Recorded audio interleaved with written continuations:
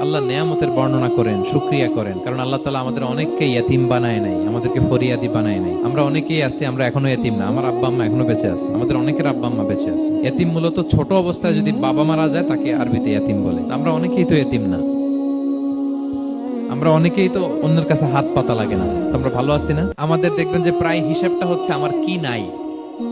আমাদের হিসাবটা কি কি নাই, কি যে আছে এটার হিসাব করে কুলানো যাবে না। ঠিক যেই মুহূর্তে এখানে বসে আমরা এই চমৎকার ইফতারি নিয়ে বসে আছি, ঠিক একই মুহূর্তে দেখবেন হসপিটালের আইসিইউতে শুয়ে শুয়ে কাতরাচ্ছে অনেকে। ঠিক এই মুহূর্তে কিডনি ডায়ালিসিস চলতেছে, দেখছেন? কিডনি পেশেন্ট এদিকে ছিদ্র করে ব্লাড সব বের হয়ে রিফাইনিং হয়ে আরেক দিক দিয়ে ঢুকে। ওর চিৎকার শুনলে, বার্ন ইউনিটে গেছেন কখনো?